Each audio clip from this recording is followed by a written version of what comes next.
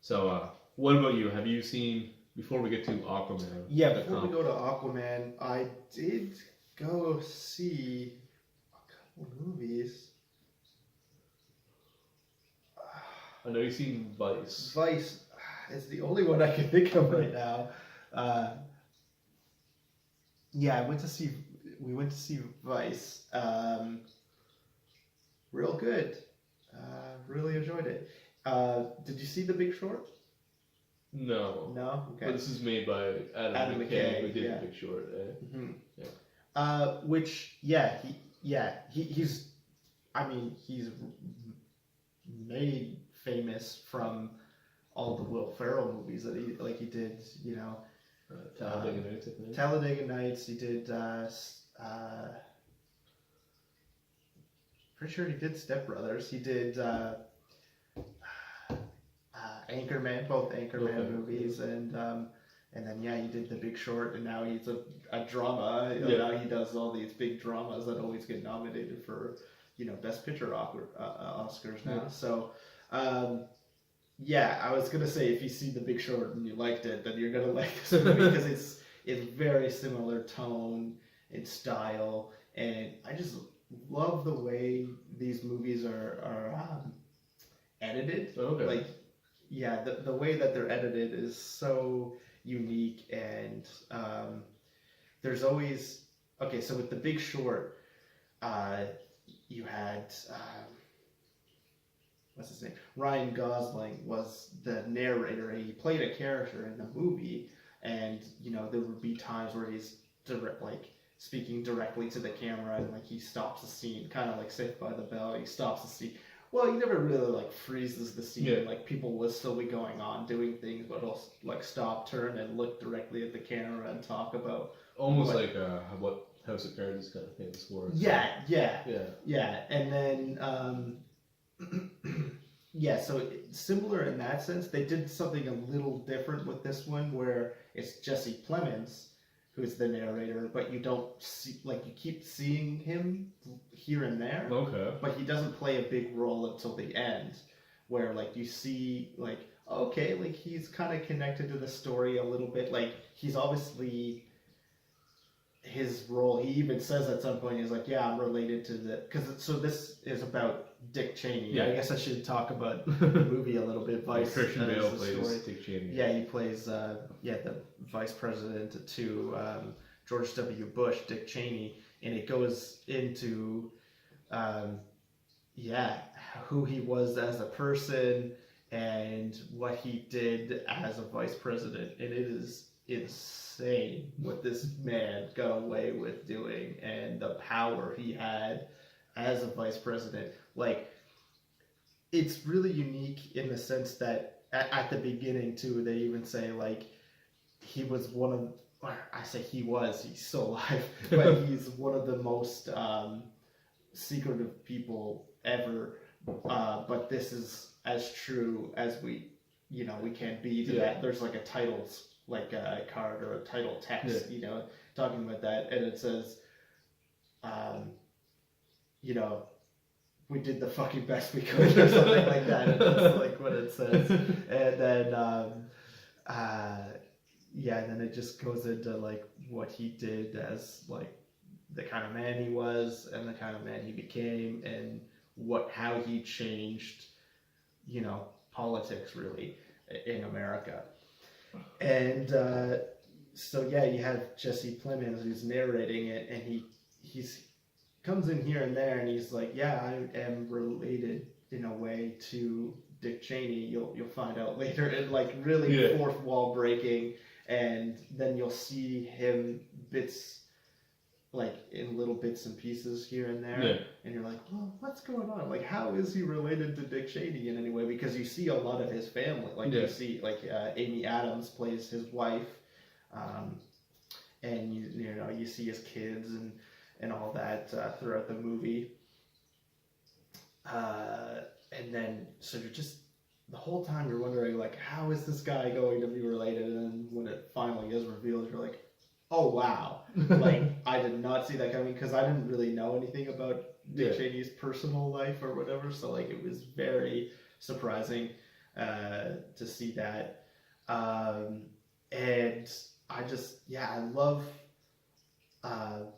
going on The Big Short, going on this, man. Like, Okay. I think you'll really dig these movies because they're very unique and, you know,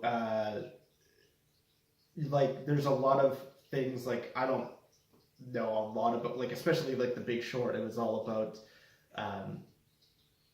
you know, the recession that started in 2008 because of the The Big Short, right? Like that's like a thing that happened in the housing market.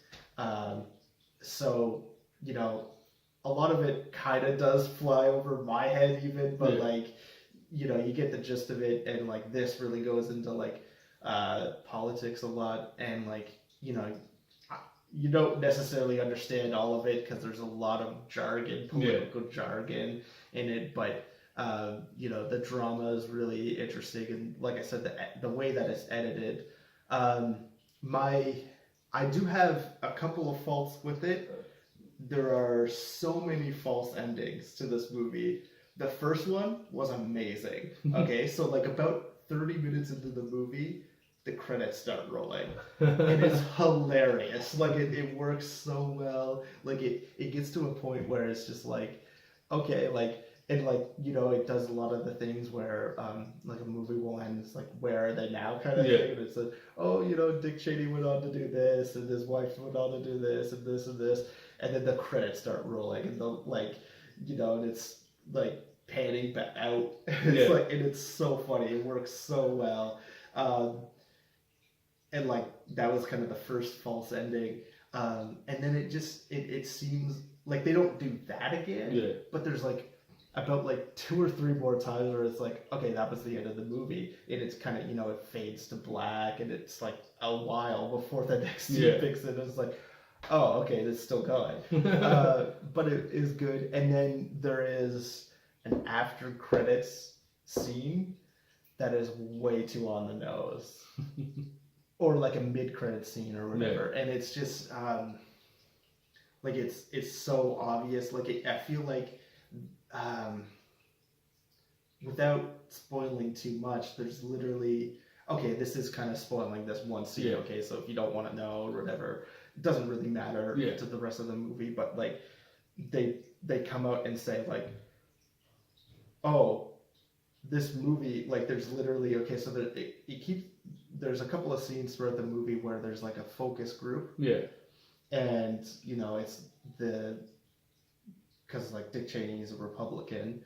And, you know, they have like a focus group of these, you know, civilians. They're just, you know, asking them questions about how they should be doing things, and with the presidency, and, you know, in politics. And at the end, they kind of go back to that after the credits, and they literally just talk about the movie. And there's like one character playing like a right winger who is like, hey, this movie is way too left leaning. Like you were just making fun of, you know, the Republicans the entire time. Like, that's way too much. Like, you know, like it was, the whole movie is like really on the nose and super self-aware, and, you know, super like fourth wall breaking, and just, you know, talking right at you. But then I felt like they felt they needed to have that scene for like people that might not have realized it. Like there were probably people that went to see it and were just like, you know, completely not tuned in to how much the movie is like saying, this Dick Cheney guy was not a good person. Like, and that kind of speaks to, you know, how good, you know, Christian Bale, his portrayal of this person, and, you know, the writing and the directing, that, you know, even though Dick Cheney was clearly a really bad person, you can still feel empathy and sympathy for him, because there are times where you're just like, oh man, like, that sucks. I don't wish that upon anyone. Like, I know you did all these horrible things, but, you know, when things like that happen to him and his family, and things that are happening to all around them, it's like, oh, well, that still sucks. Like, Yeah. I wouldn't want that to happen to me, and I wouldn't want that to happen to Yeah. anyone. So I think that's like really powerful, you know, and like that you're able to still somehow feel bad for someone. Oh, Yeah, exactly. So check them out. Like I said, it's just that one last scene where it's like mid credits or after credits maybe, where it's just like,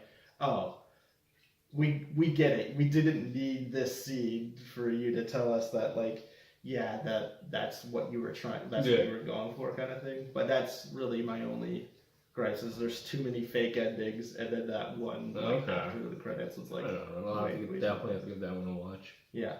Anything else you've seen? We're just gonna jump right Yeah, we'll go into Aquaman. We'll go into Aquaman because I don't think there was any other. Definitely no big movies, and probably nothing. Yeah, we'll go into Aquaman. Okay, so we've both seen Aquaman separate times. Mm-hmm. You probably saw it, I think, a week or so before I saw it like. Because I think we were supposed to get together. Yeah. I went to go see it. I think we were supposed to join you. But I saw it Saturday, I think, like the Saturday after it came out. I'm pretty sure. Let's just assume we saw it. Yeah, I saw it opening weekend. Yeah. It was either the day it came out or the day after. I think it was the day after. I liked it. I thought it's probably the best DC movie out there in DCU. It's a busy movie. Oh yeah. It's 2 hours, like 20 minutes, and it's just things going on. Like I don't think there's ever like a slow moment. No.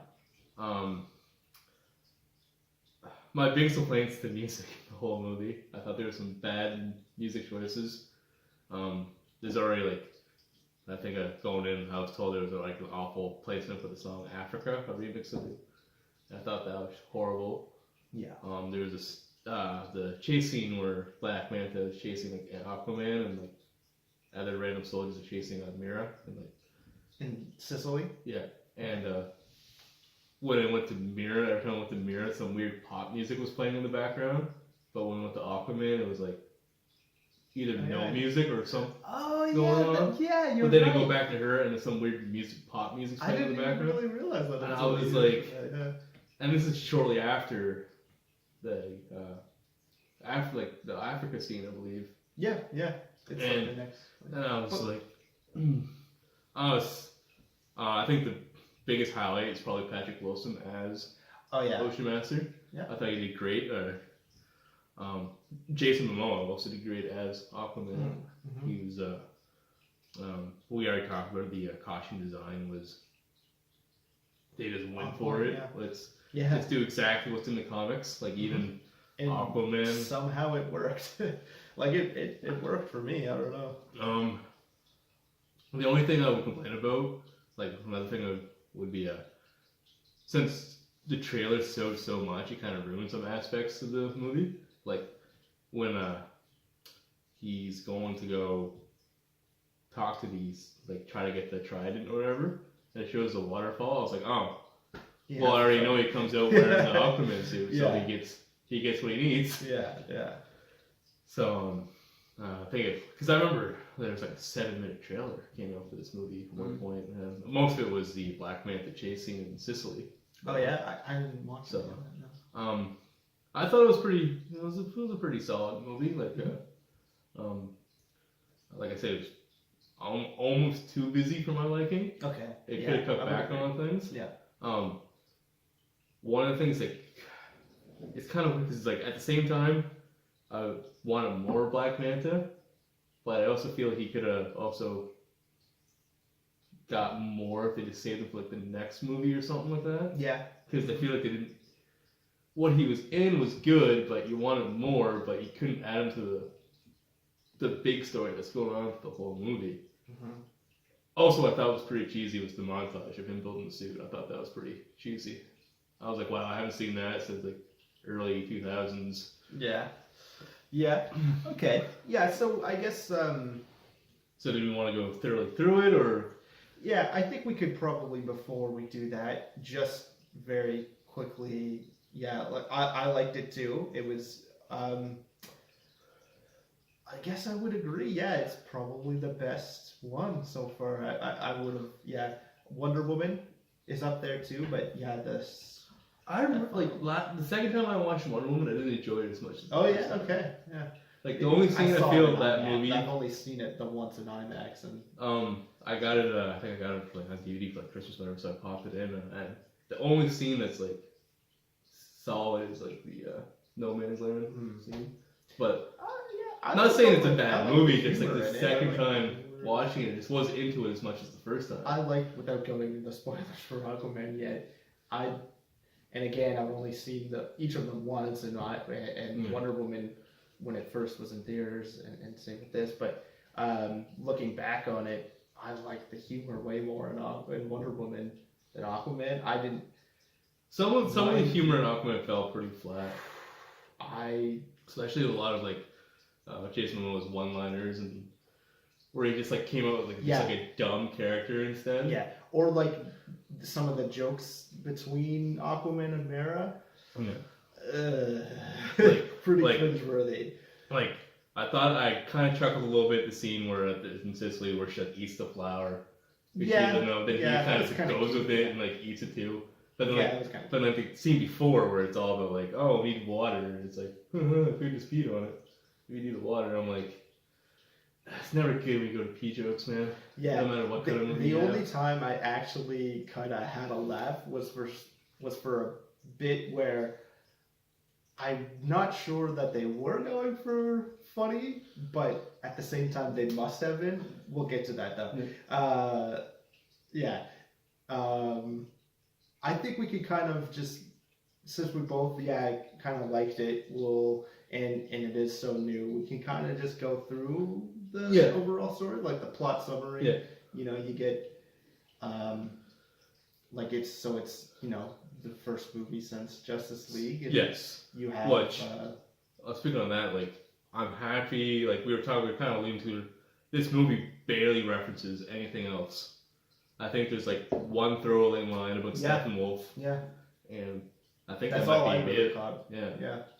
I think I've seen from just like other videos that YouTube like clippings of like newspaper clippings of like other things, but yeah, that's like besides the one throw. This is a standalone movie. This is not relying on anything else. And that's for the better. Yes. Yeah, like I was kind of like Jenna was asking before we saw it. She's like, "Is like Batman in this, or like is like Wonder Woman or anyone like in this?" I'm like, I don't know for sure. Like I don't think so. One thing which I thought was a continuity error was, it feels like this is the first time he met Mira.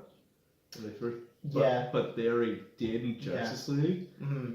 Like it just like felt like he didn't know any who's. I kind of did, because it felt like she was like introducing herself technically. Yeah, because she's the one that brings up Steppenwolf in this movie.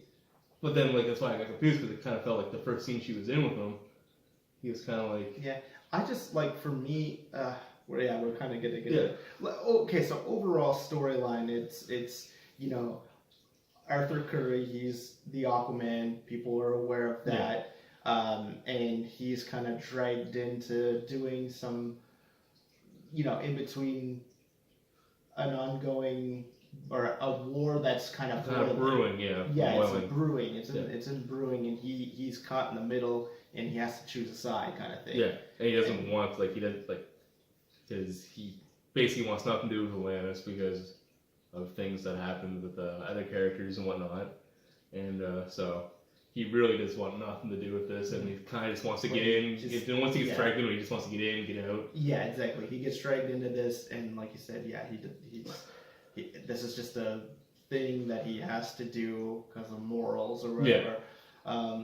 And that's the gist of the story. So I think we will kind of just go in. Do you want to go through it, or start here? We're getting a little bit of spoiler territory. Kind of. So start from right from the beginning. Basically starts off with Aquaman's dad finding a clean Atlanta. What's their name? So we've got Jango Fett. I did not know that until my brother pointed it out. Nicole Kidman. And he was like, "Who?" man, she's still got it bad. Like, I know there's like some plastic surgery going on there, but like, it like, okay, I'm jumping way ahead here. So like, how many years did it go by? Oh no, we won't go into that. Anyway, keep going. But there's a decent amount. She's still after all that. So basically, she's obviously the Queen of Atlantis. He is a human. Doesn't really show how she ends up where she is, but she ends up on like knocked out on basically In Amnesty Bay. Yeah.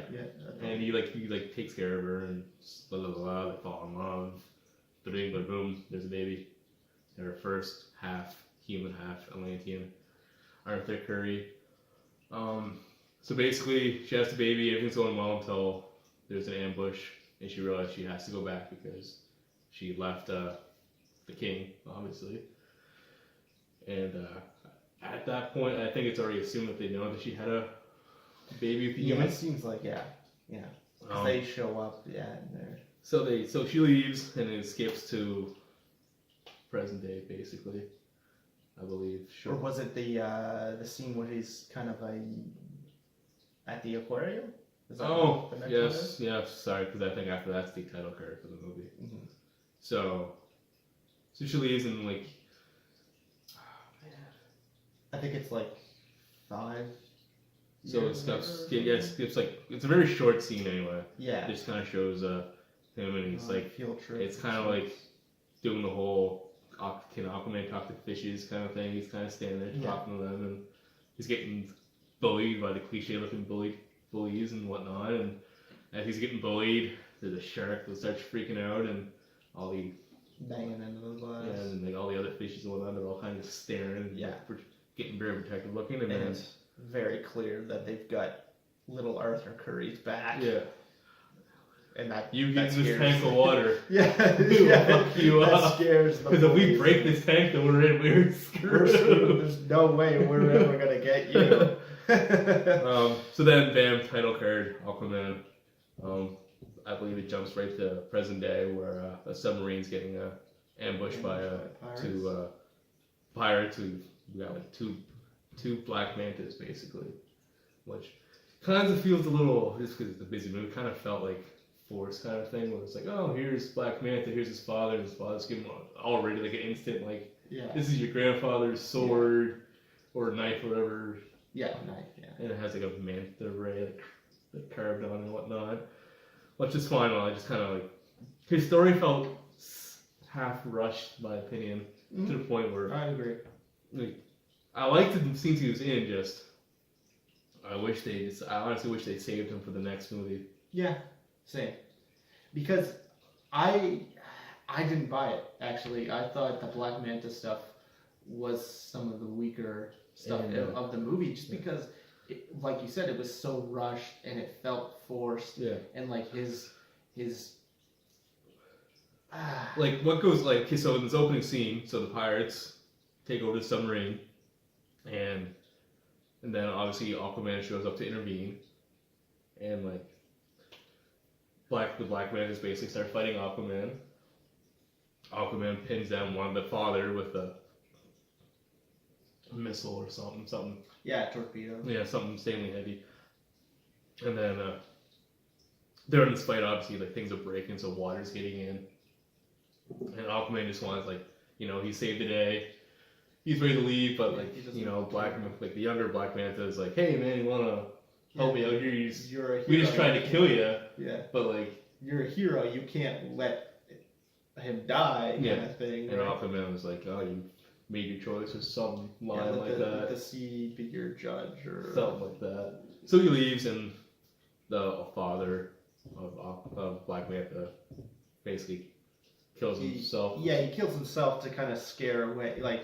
Because he has like the bomb in his his son, is trying to save him, and he won't leave. Yeah, so he's like, well, I'll blow this place up if you don't leave. So, even with that, like, it felt so rushed. Like the whole sympathy that's just it. Like I didn't feel sympathetic for because Aquaman had a point. You just tried to hijack this thing, and now Aquaman fought back and your dad died, so now you have an instant revenge for. Yeah, I get what they were going for, but I just didn't buy it, Yeah. kind of thing. Like, I didn't feel that sympathetic for him.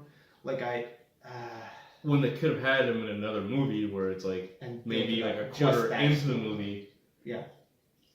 Aquaman does something where the Black Manta's father dies, and I think they should have done that first. I think they should have had the Black Manta yeah, because movie first. when we get into it, like this story is huge for Yeah. like an introductory, Yeah. like Yeah. Because the stuff with his brother Yeah. is the bigger storyline, Yeah. and that's your sequel. Like that, you go bigger in a sequel. So they should have had this little intimate story with Aquaman against Black Manta, and then gone into because with the Black Manta thing, even like the beginning of this brother thing feels pretty freaking rushed because it's just kind of like instant where it's like, so this happens, and then I believe I could be skipping a scene or two. It's like Aquaman at the bar with his dad because it's like they're watching the TV about how like Aquaman saved the submarine and whatnot, and then as they're I must be missing a scene because I think they've gone to so in Atlantis just outside of them we're introduced to Ocean Master played with Patrick Wilson because this is the scene with Dolph Lundgren where the submarine like attacks. okay. So we're introduced to this character played with Patrick Wilson, which I thought he was fantastic in it. He is basically trying to. Yeah, I would agree with really understated performance, I guess, because he's never really played a villain before. No. Like this is and like the more like I haven't really given it much thought, but until like you just started praising his performance, but like he kind of killed it. It's almost like on the same line as a Killmonger or Black Panther. Yeah. Well, there are a lot of similarities. Between I guess like. But yeah, I would agree with that. And so this character, he's trying to basically manufacture. He's trying to like get everyone like there's so like basically underwater like in this underwater world there's like 7 kingdoms would be the best word I guess. Yeah. And he's basically trying to get them all on his side so he can wage a war on the surface world. Yeah. So in his introductory scene, he's with I forget his name, but he's played with Dolph Lundgren. Yeah. Something like that, yeah. Something like that, yeah. And anyways, they get ambushed by a submarine, which like basically convinces Dolph Lundgren to go, you know what, surface world is pretty dangerous. They got pretty close this time, so they're becoming a threat. So then we cut to Jason Momoa at the bar with his dad, because I believe that scene's first, and then whatever, there's like a nice little funny scene where like the tough guy at the bar. No, that didn't. I did not buy that. Yeah. That was it was a little much with the pink phone protector. Yeah. I didn't get it. I thought it was just more funny as like the picture's been on, like Jason Momoa was like getting into it, like he didn't want to take the first picture. And then like there's like the 5th picture in, and he's like he's like big smiling, and they're all like drunk and whatnot. Yeah, I mean, I guess I'm a little glad it wasn't just like a bar fight thing, but at the same time, I saw that coming. Like them just wanting a picture. But yeah, it went on a bit too long, and the pink phone protector on the big burly man was a bit too much for me. So again, just one of the many attempts at humor that way too flat. And then as they're leaving the bar, Aquaman's dad, he's pretty hammered, and then you see Mira in the background. Right. This is the part I feel like rushed because it's kind of like we were just introduced to Ocean Master. Now she's already here to be like, Aquaman, you're the one that has to come, because there's not really a hint yet, I believe, about in the first scene with Ocean Master, I think there's talks about how there's like a half-blood or whatever on Earth that's supposed to be king or something like that. But I still kind of feel like she's like there just to finally be like, hey, you gotta come to Atlantis, fight your brother, and save the day. And I was like, I don't know how else they would do it, but Because then right after that scene where she like introduces herself, whatnot, there's a giant tsunami thing tearing apart Yeah. half the land. Which, when that started happening was when I was like, wow, they're going for it. Like, they're telling a lot of story here. Like, for like an attack like this to be happening this early on in the movie, like against the surface world, I was like, wow. And then like all the garbage like in the oceans now back on Earth or something like that. Oh my goodness, I really. So that happens where a tsunami hits and like his dad almost like dies, but Mira comes to like I'm gonna go. Yeah, I'll go to Atlantis, fight my brother, and then I'm just out of here. Because he's under the belief that the Atlanteans killed his mother because of having him as a son. So he like wants nothing to do with Atlantis. So and then I think from there we have another little flashback to when because they're about to go. They're about to dive in, but she's like, there's a little flashback where are we introduced to William Dafoe's character in this? I think this is. Well, no, I think he was in the original scene with Ocean Mask. Yeah, right. So, but then this is where you get that. Oh, like he is kind of the right hand man to Orm, but he's actually secretly like working with like Aquaman. Like he wants Aquaman to be the Volko. Yeah, king. He's actually on Aquaman's side. Like he's kind of he's kind of just there as Orm's right hand man, but secretly he doesn't agree with any of his ways of ruling Atlantis. So we get our first little flashback. He's helping a young Arthur Curry how to swim and talk underwater and all that fun stuff. Which I thought they did, like the talking underwater thing, kind of went back and forth in my opinion. Where like the first scene where it shows him on like Balco and you got that echoey sound where it's like, oh, that's different. Like that's they're at least trying to make it seem like that you sound different underwater. But then there's some scenes where there was no echoey sound and it's like whatnot, or maybe you just got like so used to it as the more movie took place underwater. But I kind of felt like they got rid of it at one point.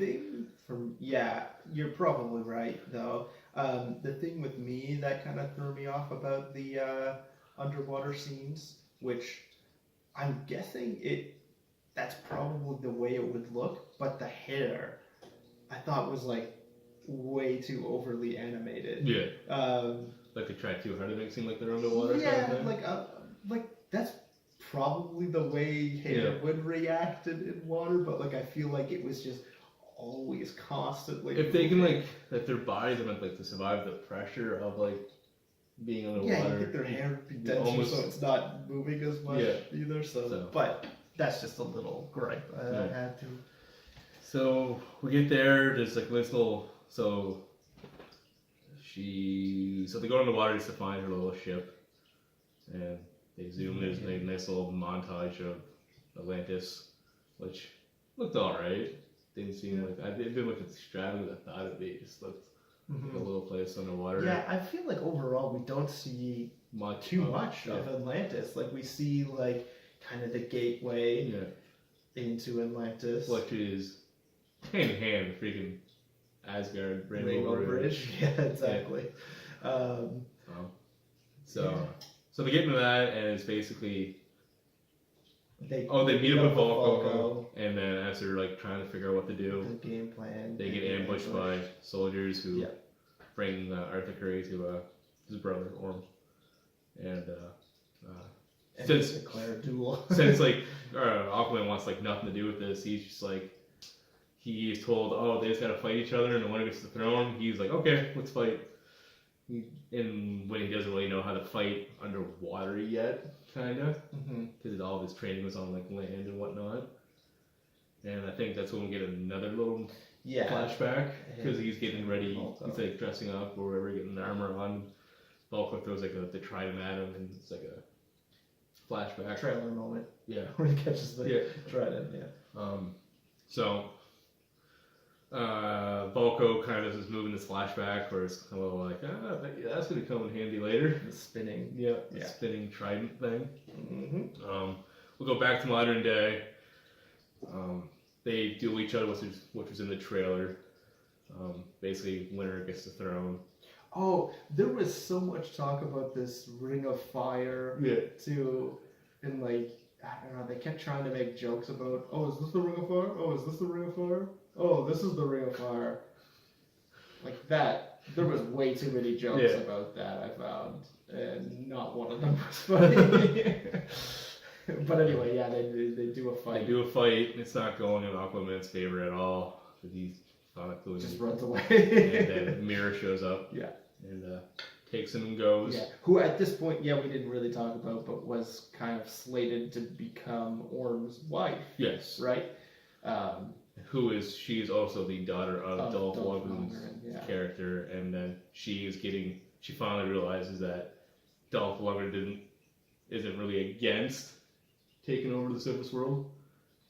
And right. So anyway, so they leave because they start going on a quest to find this magical trident from the original King of Atlantis, I believe, from the first King of Atlantis. Atlan. Atlantis, there we go. Yeah. He's Atlan. The kingdom's Atlantis. His wife's Atlanta. They stretch for names. And so we kind of get like two different stories, or three if you throw in Black Manta. Mm-hmm. You got Aquaman and Mira's quest to find the trident. Meanwhile, Ocean Master Orm is trying to convince the other, not convince, but like threaten the other 5 or 4 kingdoms to join his quest to take over, because they think he needs the majority of them to actually wage war against. And then in the meantime, we get these little scenes. Well, maybe just one scene really of like one or two, because I think they meet up with Black Manta. And then as the story goes on, these 2 other stories, we meet him again where he gets like the suit and whatnot. Then we get his little. I did not like the montage at all of him like building his suit. Like it should have just been like, here's your suit. Yeah. Bada bing, bada boom. I don't need him building. I think I need a bigger helmet. Yeah. He should show. Stop referencing Jaws, people. Stop doing it. He should just open the case and it should have been like the giant helmet. Yeah. And that's his suit. That would have just been fun. But no, we get this like montage of like, I think it's like cliche rock music playing in the background. I think. Oh yeah. And they of course the Jaw reference, and I was like, oh man. Yeah. So then, we'll start with Aquaman and Mira. They go to the Sahara because that was once a water-filled place, I guess, so but they escape. They're being chased, right? Originally in Atlantis by Orm's people and Orm himself, and they escape via a whale. From what? Right. What was it? Aquaman said something about, I read this in Pinocchio or something. Yeah. He's like, Pinocchio taught me this, and they go on the whale's mouth and whatnot. Which comes back here eventually. And so they escape. They get to because that's when they rise from the water with the Toto remix by Pitbull, which was like, it's so out of place. Yeah. None of that type of thing happens before or after this one little like not even 15-second scene. Mm-hmm. It's just them standing in the waves of the water while Africa's playing in the background. And it's just so odd and out of place. And so they show up, they get an airplane. Yeah, they get into a plane. And they're going to the Sahara. Yeah, to find the message to like how to get to the trident. Yeah. Because they have this device, like I forgot to mention, that Volko gives them. They're supposed to have like a message hidden in it, but it can only be played on this thing in the Sahara. So they go in there and it's just, I don't know, they're walking on the desert and getting a little. Well, and should mention too, there's the cameo from Lee Winnell. Lee Winnell, yeah, I was gonna say that. Pilot, yeah. This movie was directed by James Wan. Yeah, your and it's like, homeboy, and it's like Mr. Conjuring himself. one of his go-to pals is actor / writer Lee Winnell, who directed Insidious 3, I believe, and like wrote. And he wrote. Saw, right? Yeah, he wrote and starred in it. That's right. Yeah. He wrote and starred. I didn't know it was him until I rewatched Saw like recently, and then he's been in a couple other things too, and whatnot. He's Seems if James Wan's name's attached to it, he's basically some part of it. he's like the second-hand man, basically. Sort of producer or So yeah, nice little cameo. And then the Mira. You find out Mira and Aquaman can survive jumping out of a plane. Yeah. So they're they get into a fight over, we're not gonna find this place, blah blah blah. We're in the middle of the desert. Aquaman falls, and they're in where they need to be the entire time. Yeah. This little middle section of the movie tries to become a Indiana Jones movie, kind of. It just Indiana Jones romantic comedy. Yeah. And so they get this thing to find a message where the Lane Pijo comes in where they need water to trigger this device. So she takes a sweat off Aquaman and it triggers it, and he goes, haha, we just peed on it. Just once again, it's never good when you have a pee joke. So we'll cut from that. We'll jump to what Orm's doing now. He visits, I believe, the Fisher King. Yeah. And just straight up murders him. Yeah. This is Digimon Hunsu, Yeah, they kind of played up, his role in the trailers, I found. Yeah. Right, because they're kind of leaning into look how visually unique this movie is going to be, and there's all of these close-ups of his face, and it's like, okay, yeah, so that's interesting. That'll be interesting. 2 seconds later, he's dead. Yeah. Yeah, because he's not convinced.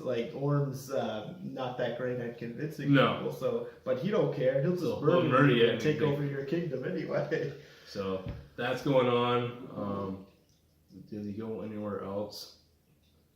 Yeah, the big thing. Because he goes to the bride, I believe, after. I think I'm missing a part for one. Okay. No, I don't think so. Oh, it's just the scenes where he's talking to Black Manta, I believe, but there's kind of the in-between scenes there. I need you to go get Aquaman, but we'll pay anything. Oh no, revenge is all I need. You don't need to pay me, which is great service, I believe. You do it for free, all right. We were gonna offer you money. Yeah. So that, and then obviously we was talking about Black Manta. He's in a couple scenes here and there where he meets with a hologram Orm. One where he's talking about how he needs to hunt down Aquaman. The next scene was where he gets the suit that turns water into lasers. Or the gun, sorry. Then he turns into a suit. Whatever. So then, bam, we're back to... But over at the end, though, you're not a fan of the montage. Me either. But the end result... Oh, that suit, again... Top notch. Super comic accurate. I can't believe they went for that, too. The big, stupid-ass head, stupid-ass helmet, giant, red eyes, He can't get any more accurate. No. That's it to a T. So, I mean, the balls they had to go for that. And then, later on, the comic accurate Aquaman suit. I can't believe they did that. But anyway, it worked. Somehow it works. Yeah. It looks fine in the real world. I don't know how they did that. Yeah, that's probably the most impressive part of the movie is how these, because even Orm puts on the goofy looking helmet, and it just fucking works. Yeah. Patrick Wilson looks great in it, and it just looks it doesn't look out of place at all. And that's the part I guess that we'll have to talk about too, is that this movie exists in the same universe as fucking dark and dreary Gotham and I guess, yeah, when you get down to it, that's the way it is in the comic books too. But like this, It's hard to universe believe so far, that this movie takes place in the same. that fucking Batman v Superman is like in Suicide Squad, and like I guess that Suicide Squad was kind of out there too, but like this. But like movie the theme of that, out it was there. a dark movie, and Man of Steel dark, yeah, to an extent. Batman vs Superman super dark. Yeah. Justice League was dark, and they tried to edit it to be bright. Yeah, it blows my mind that this movie just really and like I guess that's the props to this movie for feeling like the way it should have felt. Yeah.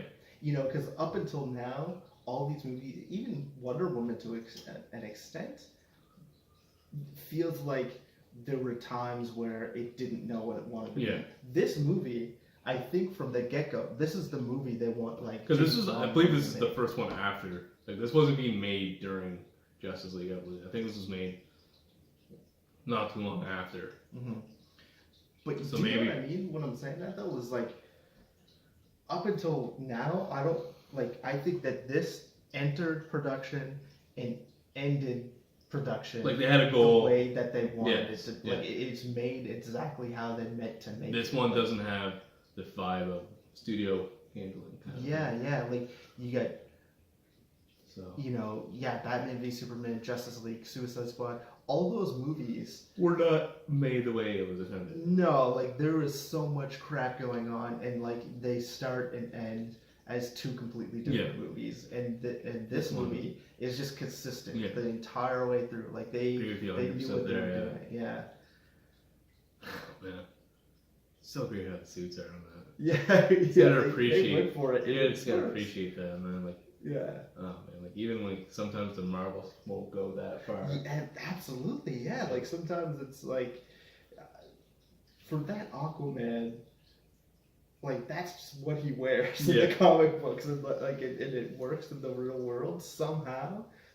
Amazing. So as we're going on, I think we're in Sicily now with Aquaman and Mira. They're trying. It's instantly a cutesy little. Yeah. Like you saw it coming, but like, it's kind of wish there was a little bit more build up to them like each other, except instead of just like one scene, it was like, okay, starting now, they're into each other. Yeah. Because it seemed like it was a pretty good partnership between them. It's like, they kind of just like tolerating each other. But now it's cutesy. Then in between, during this cutesy scene, they get ambushed by a Black Manta, and it was a pretty decent foot chase scene. It was pretty. He didn't direct it, but this scene was clearly, in my opinion, influenced by the movie Fast Five, Fast and Furious movie. There's literally identical. Oh, really? Foot chase scene. Really? Yeah. The scene where Mira jumps from the roof and then like the robot guy like jumps through the wall like underneath her. That's literally a shot for shot. Really? She's Vin Diesel. The robot's The Rock. Really? And he jumps on the roof and The Rock jumps through the window instead. Huh. Yeah. It was and like even like some of the camera shots they did. I was like, because James Wan directed the 7th one, and there's like some camera tricks he did in Furious 7 I also saw in Aquaman. I was like, that's cool. Trademark. Yeah. Like, I don't know if you remember, but I think in the opening fight scene in the submarine, there's like almost like this rolling effect that he does with the camera. Where it's like, he either tackles someone or punches someone, and the camera kind of like rolls with like the body flying up. Yeah. He does that a lot in Furious 7. Oh, yeah. Okay. And so anyway, so that happens. Long story short, Aquaman and Mira get out of that. They get Black Manta does not get out of that. Yeah, so this is the part that I laughed at, which they must have been going for a laugh. Yeah. When Black Manta falls off that cliff for like 5 minutes straight, just hitting every rock down the way and into the water. Even like, I felt like he goes into the water and then he just like bounces back out and like keeps falling or something. Like that's like he falls for an absurd amount of time. Like just he takes a beating. Yeah, and so I'm sure that was played for laughs. Like it must have. I don't know if like no one in my theater laughed, but like I thought You're that was just having a funny good as hell. chuckle? Like that was super hilarious. Like it just, yeah, it was real good. So we're speeding through this movie here. So that happens. So they know the path to get this trident from Atlan. They're on their way. I believe Orm's now officially starting a war against the Brine. Mm-hmm. And so before we get Mira and Aquaman have to go to this area called the Trench, which is one of the 7 things. Yeah. I saw this plot twist coming the second they were vague about his mother's death. Yeah. Because you don't see his mother die. You're just told she's dead, and then you're told she was thrown into the trench. Right. And these creatures are in there like ravages.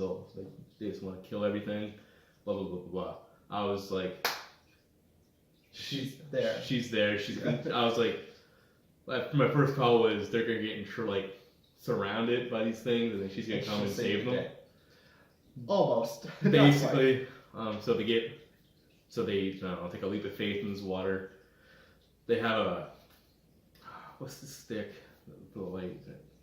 Flares. Flares, that the best flare ever, because I don't know how that works, but they're deep in water. That thing's going. I think flares waterproof that much. Yeah, probably not. But I know that they can be submerged, but you're right. Because they go quite a while to the middle of to the center. It's called the center of the earth. Yeah. So I don't know.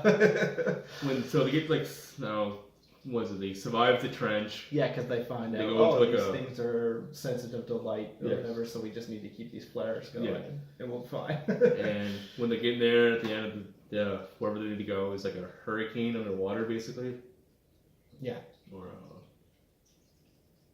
like a cyclone or something. Sure. Whatever. Hurricane-esque thing. Yeah. They go in it. They get separated. You see Mira kind of floating there, and there's like a Mosasaur, basically from Jurassic Park, ready to freaking just chomp on Mira, and then someone saved it. I thought it was Aquaman at first, but he is mysterious figure. You want to say something? Tap in. Oh, this is something. No, you're good. You're good. And who this mysterious person is, lo and behold, Queen Atlanta, who survived her. Who, it looks like her hair has aged significantly, but not the rest of her. Looks exactly the same as she did when she was, in Amnesty Bay. Which, I'm thinking, they couldn't have aged her up at all. Is it something that Nicole Kidman? Because they had wrinkled up. Because they had the magic to make the guy that played the father, Mr. Django Fett, to look young. Yeah. You think they would? I don't know. Yeah, they could do the opposite. That would be easy to do. That's prosthetics and whatnot. But whatever. Nicole Kidman looked okay. And yeah. So there's fucking dinosaurs now too. They're at the center of the earth basically. And there's just dinosaurs there. A random island. What? Why? But anyway, there's background dinosaurs in this movie. Never touched upon. No one's Everyone's cool with it. Why are there dinosaurs here? It's just so then this is the way it is. So she tells Aquaman, who is fine, gets out of the hurricane thing. Nothing just wrong. ends up on the same shore as everyone else. Has his heartfelt moment with his mom and whatnot. And then she tells him that that the trident that he's looking for is just basically behind this waterfall, and that anyone who's not worthy gets I wouldn't say killed, because I guess she's tried to get it a couple times and came out alive. Yeah, a lot of people died, but so she's able to avoided death, or maybe she only gets so far before. I don't know. Anywho, so there's the classic, he doesn't want to do it because he's scared. But they give me a little pep talk that he's worthy to be king because he is scared or something like that. Because scared makes him worthy or whatnot. Okay. Something along those lines. Yeah, pretty much. And he goes in and this kraken looking thing. Yeah, he's even bigger though. Yeah, well the issue is because apparently this being is also the same being he shows up in Yeah. scene, and it looks totally different. Yeah. But apparently it's the same thing. That's what I don't get read. it. Yeah. Yeah. So this Yeah, protector of the Trident, I guess, is here to voiced by Julie voiced by Julie Andrews. So I was waiting through the whole movie. It's like Julie Andrews is in this somewhere. Yeah. Who is she? And then bam, it's her. Heavily affected. So she's like, many people have tried, but they all die when they try to get this Trident. And lo and behold, who's worthy to get this Trident? Mr. Arthur Curry himself, who also gets he can understand her. Yes, something like that. That's what it like was. he talks back, and she's like, "How do you understand me?" Or Wait, you hear what I'm saying? It's like, oh, okay, well then, yeah, you're worthy. Yeah. Like no one else So he understood gets the Trident, so I just killed and him. he gets his Aquaman suit that comes with the Trident. Nice Quite the little package deal. looks pretty good. Looks pretty solid. There's no other way they could freaking done that suit not look cheesy. I mean, compared to like what he wore in Justice League. Yeah. Like he just wore some like random like green, gold Crap armor. Yeah. Like just weird looking crap, and then this was just sparkle. directly off the page of a comic book, Yeah, and then he comes out, and he poses up. He's ready to take on Orm. Yeah. So skip to Orm. He started a war against the Brine, which basically, the name's pretty straightforward. They're crab people that live on the bottom of the ocean, and one of the crabs is voiced by Gimli from Lord of the Rings, John Rhys Davies, I believe, and. So anyhow, as it seems like Orm's about to win kind of thing, Aquaman shows up with his kraken, crab, snake thing. Saves the day and wages war. I think, what was it? Is this a scene where he's on? Yeah, because he's like riding like a seahorse, too, because that was supposed to be like, try to make that look badass, because people think of Aquaman, I think they think cheesy of that cartoon shot in Super Friends of him riding a seahorse. Is so it one of looking the most stupid? So the nice war's going on. A lot of people dying. Yeah. From a guy who didn't want that, kind of funny, understood the. And it seems strange that they're just killing one another, and then jumping ahead at the end, everyone's just friends. Yeah. Like we were just killing each other, but now we're okay with ourselves, and now we're fine because like Atlanteans killing Atlanteans and just eating each other and ripping each other apart, and then cut to 20 minutes later, the war's over, they're all gonna be friends again, which is just crazy, but okay. So like the war's going on, Aquaman wants to fight Orm, and then Orm's still kind of getting the upper hand a little bit. So then finally, I think it's Mira who's finally like, you know what? Bring him outside of the water and fight him on your land. So I forget how he brings him up, but he gets him up there and they're fighting on like a submarine type thing that's like flipped like over kind of thing. Yeah, one of the ships. Because like there's like blades and whatnot, propellers. I mean, they're fighting. Aquaman does the move he learned from Balco at the beginning of the movie with the spinning and whatnot. It just basically kicks Orm's ass. Yeah, which I was pretty happy about actually, in the sense that like, they were talking up this Trident for the entire movie and being like, yeah, whoever has the Trident is the king, pretty much. Like, you don't have anything to worry about. And then he does just show up with a Trident and like knock the crap out of him. Yeah. And then he just, like, he never really has the upper hand in that fight. Like, for a little bit in the beginning, but then the rest of the fight, he's just kicking the crap out of him. Destroys Orm's Trident thing and basically kicks his ass, and he's ready for the kill shot, but he realizes he's not that kind of king, and even though he just sacrificed a whole whack of people, it kind of reminds me of Infinity War, where Captain America's like, we don't trade lives, but I'll surrender a lot of condoms to save Vision. Yeah. But anyhow, Going for the kill shot. Atlanta shows up and whatnot. So Orm's kind of like, "What the hell? You're still alive," kind of thing. And she's like, she doesn't forgive him, but she's like, "I love you. She's like, I still love you as a son." She says something and like, stuff like that. So they take him to whatever, a prison. a prison of some sort, and then basically it ends with everyone going, "Oh, here's our new king, Arthur Curry," and he gives Mira a good smooch and whatnot, and I believe that's the end of the movie. Yeah, I guess. What's next? Well, now you're king, so whatever you want. Yeah, kind of he's like, "Oh, this is gonna be, fun. Yeah, I get to be Aquaman and king. What?" Then so we get to a little mid-credit scene. So like in one scene of the movie, there's a small shot of this like scientist, like in a TV, being like ridiculed by like these other TV people for like believing in Atlantis, I believe. Yeah. And so then this mid-credit scene shows Black Manta after they fight in Sicily, kind of just floating there, and then this boat comes and saves him and whatnot. So it just cuts to this TV character, I forget his name. Stephen Shin. Dr. Stephen Shin. Dr. Stephen Shin, alright. I think they just call him Dr. Shin. And like he's like tampering with Black Manta's helmet, and Black Manta wakes up and goes, "Oh, don't do that," and the thing shoots a laser. So the doctor's like, Dr. Shin's like, "Can you prove that Atlantis is real," or something like that. And Black Manta's like, "Only if you get me him," or something like that, and he like throws his knife, and like Aquaman's a picture of Aquaman. So it leads up to a Black Manta and a sequel, obviously.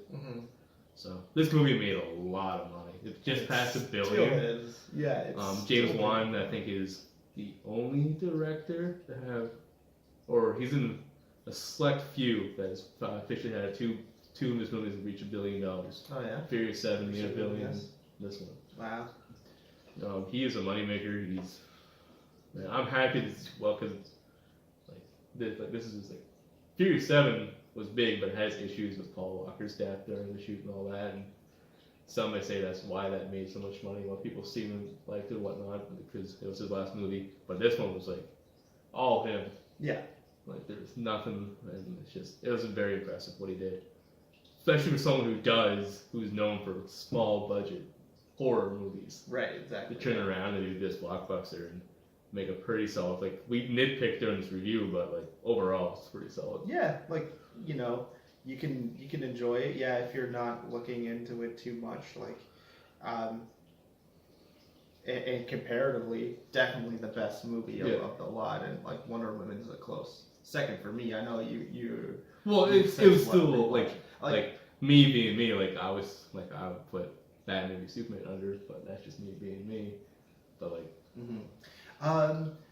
Now a few more things about this. We didn't talk about after the whole scene in Sicily when, you know, Aquaman and Mera are on the boat heading towards the trench. There's kind of a talk where Aquaman's like, "Hey, like, you know, it's my fault that this Black Manta got. Like, I'm now realizing, like, my actions have consequences," which is a pretty neat touch to see in these movies. Like, hey, like, these characters can address their mistakes, you know, because I thought that would have been nice for after Man of Steel for Superman and Batman v Superman to be like, hey, like, you I just can't decimated keep the acting. city. Yeah, like, because that's what I was hoping from that. Because like, it's kind of funny. After Man of Steel, the movie that learned from that was the Avengers. Because Avengers: Age of Ultron came shortly after, and they keep addressing. They were hey, like, we can't let anyone die. Let's put an emphasis on the fact that we're fighting Hulk in an empty building, so no one gets hurt. Yeah. Whatnot. Yeah, exactly. So this is the only time they really address it. Yeah. But then like Man of Steel, like, that's biggest criticism was his recklessness. Like Superman's not that reckless. Yeah. And the excuse was, "Oh, well, he just became Superman. He doesn't know what he's doing." And so it's neat that for Aquaman to be like, yeah, I made a mistake. Yeah. Like I shouldn't have done that. Like it's nice to see like a character acting like that and realizing like, oh yeah, like if I do that, like there will be consequences. Like now I have an enemy. Like now I have like someone that wants to exact revenge on me, and I understand that. Like it's my fault that this is happening, kind of thing. Yeah. So that's pretty neat. Yeah, I like that. Damn, there's something else I wanted to say. Yeah, well, the big thing for me was I kind of do wish that, like you said, Black Manta was a standalone movie, and it does seem like they're definitely gearing up for him to return and be in the sequel. And I think it should have been the other way around, especially where the vast majority of this movie was based on kind of the Throne of Atlantis storyline in the New 52, which is a larger scale thing, and they kind of compressed it down. Like it's a larger scale story, and they compressed it down to fit into this movie that already felt bloated. Yeah.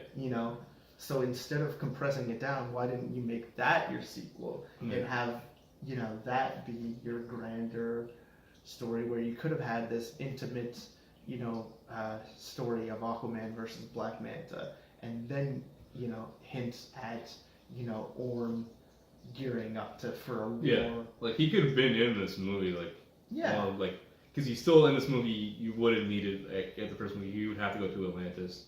You could almost have Orm like a Baron Mordo kind of type of thing, where he's on Aquaman's side, but then as the movie goes on, he's starting to see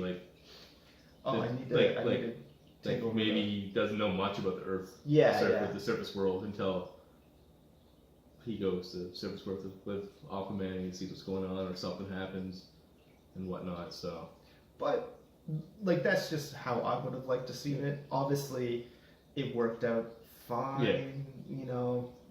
Like you said, there's just so much going on. It's very busy. There's no the quiet moments are few in between what's going on in the movie. So I think that's it for a review for Aquaman. If you haven't seen it, we just talked about the entire movie. Yeah, we just told you the whole thing. But seeing it's better than us talking about it. It's a beautiful movie. Yeah, it's got some really interesting things.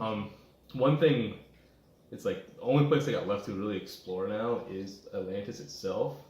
Yeah, because we do not see a whole lot of it, really. We see a lot more of outside of Atlantis still. Mm-hmm. The other 6 kingdoms and whatnot.